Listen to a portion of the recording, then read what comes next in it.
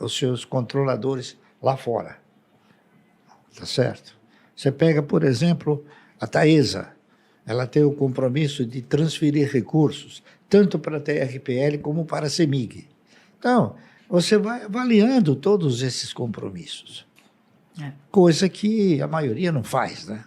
Entendeu? Então, esse é um dos fundamentos. Tá correto? Eu vou só fazer alguns complementos. Tem alguns outros fatores também bastante importantes. Primeiro, o setor. Dificilmente a gente investiria, por exemplo, nos Correios se fosse uma empresa de capital aberto, né? Então, acho que o setor faz muita diferença. Você investir numa empresa de logística para uma empresa de energia, né? São bichos completamente diferentes. Sim. Você tem que ver qual governo, né? Qual estado que é ali sócio dessa empresa. Então, por exemplo, uma CEMIG ou alguma estatal de controle do governo estadual é um nível de risco, de repente, diferente de uma cuja União seja sócio, né? Então, por exemplo, hoje aventua-se a privatização da Copel, que é uma empresa cujo o governo do estado do Paraná é um grande acionista. Então, tudo muito depende do nível de governança corporativa e, em última instância, o preço. De nada vale ser uma excelente empresa se isso não vai ser um bom investimento. E isso depende da margem de segurança com que você investe. Então, a gente estava falando hoje, né, um pouco mais cedo sobre o Banco do Brasil. Estava olhando aqui no nosso aplicativo, a GF+. O valor patrimonial da ação é R$ 51,50. Bom, isso depende, porque eu vi com o Felipe, que tem duas formas de avaliar. Baseado no último resultado, vamos chutar 51, 52 reais. Quer dizer, o papel está cotado a 34 hoje, muito abaixo do seu valor patrimonial, né? Entre outras métricas que a gente analisa, dividend yield, PL, enfim. Então, é uma excelente empresa, falando operacionalmente, tem ali alguma robustez de governança em relação a outras empresas, né? Então, não sofre tanto quanto uma Petrobras, por exemplo.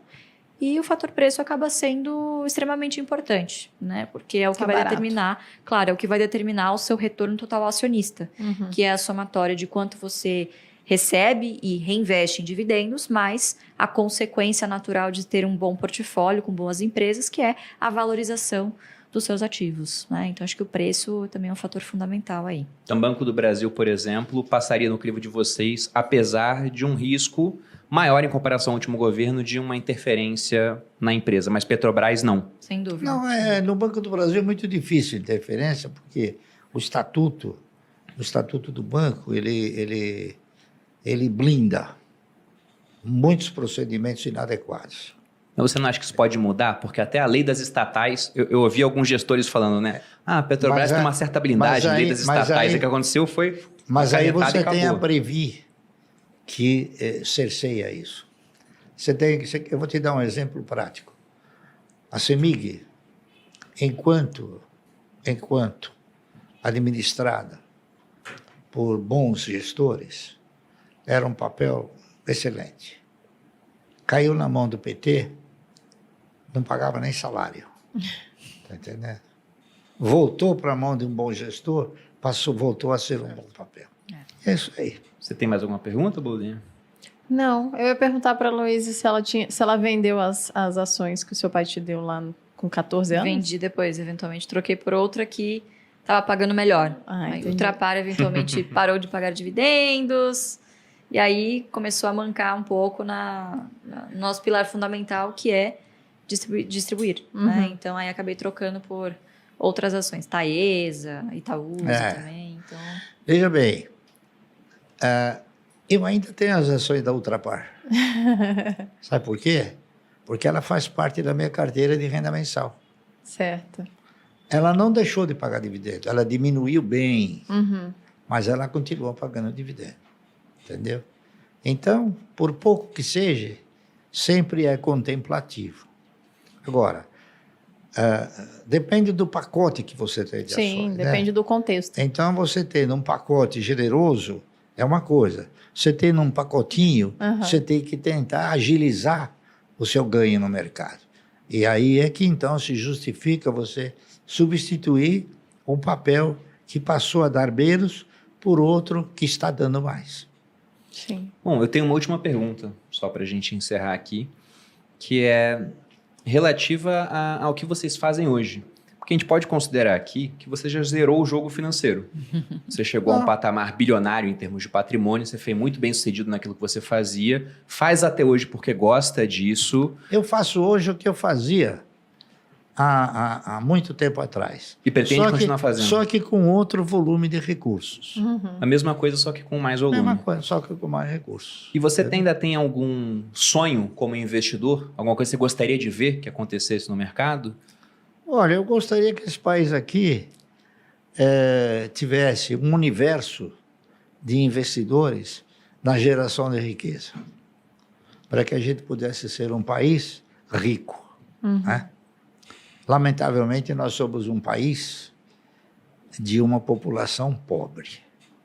A maioria, né? Você olha na Praça da Sé, eu nunca tive a esperança de um dia ver a Praça da Sé virar favela da Sé. Tá certo? Mas, infelizmente, é essa a realidade a que o povo foi conduzido, né? Entendeu? A minha esperança é que os próximos governos modifiquem essa situação e que realmente o pessoal saia da linha de pobreza, mas vá para uma linha de mais benefícios. Está entendendo? Porque tudo aquilo que você fez até agora, e que você ouviu, como eu ouvi, como todos ouviram, alguns presidentes chegar e falar: eu tirei o camarada da pobreza. Só que ele não disse para onde mandou o cara. Ele mandou o cara para a indigência. Ele tirou da pobreza, mas não botou para a riqueza. Né? Botou pior. Por quê? Porque a filosofia que você vê nessa estrutura de governo é de penalizar o rico. Está entendendo? Penaliza o rico, mas ajuda o pobre de uma maneira muito menor do que aquilo que você penalizou o rico. Então, você acaba fazendo o quê? Você acaba acabando com os ricos, né? E aumentando os pobres, entendeu?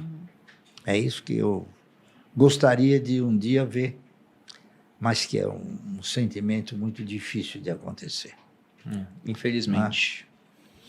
Alguma coisa, Luiz, para acrescentar? Eu acho que é isso, né? É um desafio geracional, né? Eu não tenho dúvida nenhuma que o acesso à informação e a evolução da tecnologia, elas foram essenciais para não só a democratização, mas para a popularização dos investimentos, né? Então, se você pegar a curva de crescimento do número de investidores na Bolsa de 10 anos atrás, foi exponencial, né? Então, espero que esses CPFs na Bolsa se tornem um dia investidores na Bolsa de fato, né? Porque o que você vê hoje são a maioria dessas pessoas que migraram para a renda variável vieram de um período em que elas se sentiram obrigadas a tomar risco, não vieram por livre e espontânea vontade, né? Pelo menos na época poderiam achar, mas hoje muitas desses investidores estão migrando novamente para renda fixa, porque para boa parte desses investidores, 13%, você pega qualquer título pré-fixado hoje pagando bem, para que eu vou correr risco? Né? Então, obviamente que a taxa de juros ela tem muita influência em relação a isso. Então, acho que dificilmente a gente vai ter uma mudança estrutural na cultura de investimentos se a gente não caminhar, obviamente, para uma tendência de reversão disso, né? Para uma taxa de juros muito mais estabilizada do que a gente tem hoje. Né? Então, essa é a minha torcida, né? Para que no futuro a gente tenha, de fato, uma cultura de investimento forte, não baseada simplesmente no rentismo. Né? Se você está em casa, né? Depender de melhora do país para melhorar de vida, eu acho que vai ser complicado. Agora, se você quer investir na melhora da sua vida, eu acho que um belo passo para você dar é começar realmente a aplicar os seus recursos da melhor forma possível, em coisas que vão te dar um belo retorno ao longo do tempo.